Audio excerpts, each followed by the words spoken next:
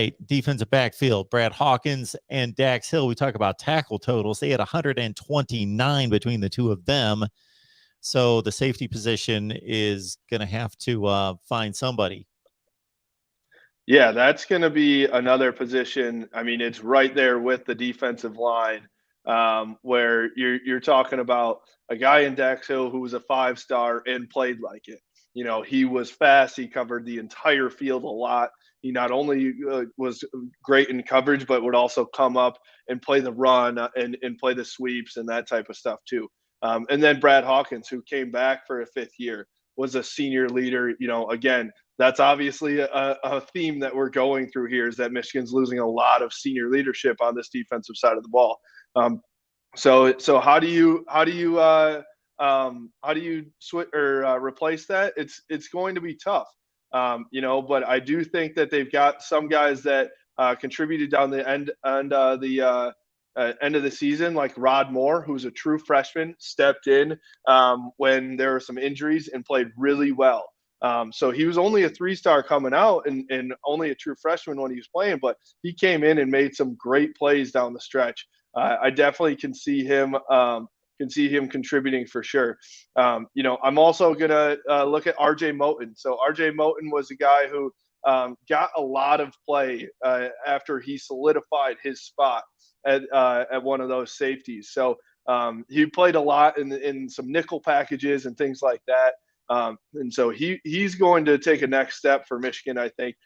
It's very similar to the linebacker position and really the entire defense, where they've got guys that have gotten play, but they just haven't been, you know, starting, and they haven't been the go-to guys yet. So it's just going to be up to these guys to take that big leap next and make sure that they can take the next step. You know, you even talk about a guy like Jaden McBurrows, who came in as a true freshman as well. And he's going to come in and probably be that nickel guy next year. And so they've got a lot of talent.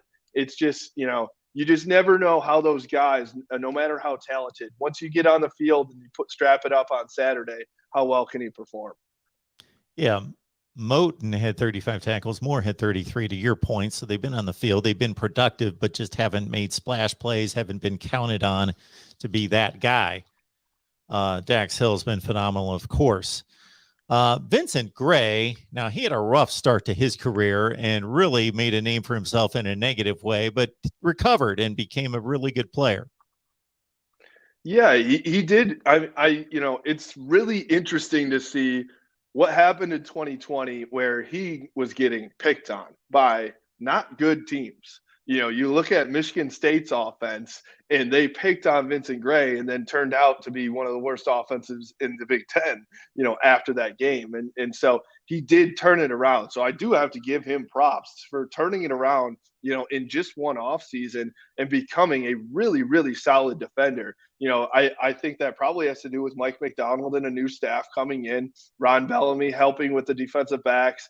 And I think that he's probably thinking, I'm going to strike while the iron is hot here and take a leap for the NFL, you know, after a pretty solid season. So I think that's a guy that you're going to, you know, struggle to replace, but probably still like replaceable. You know, it's not a guy that I think that you're like, oh my God, how do we possibly replace him? But you know, you have a lot of talent with on the other side. DJ Turner played really well for Michigan in that backfield as well. He was a young guy that's coming up, and you know, I thought he went in there and played well, you know, down the stretch for Michigan. And I think too, the fun part for Michigan here is some guys that are coming in. You've got Will Johnson, who's a 5-star, and everybody's talking about him, right? And I think he's got a chance to start day one for Michigan. He is that talented. So you could definitely see him coming in. But Jamon Green is going to be a guy that's played. He's been in and out of the starting role. Him and DJ Turner kind of flip-flopped a little bit, and they were battling for some roles on the other side of Vincent Gray. But DJ Turner kind of took that spot over by the end of the year. So will Jamon Green get another shot at it? I'm sure he will. But Will Johnson's going to be coming in hot with a lot of talent. So it'll be interesting to see how that defensive backfield shakes out.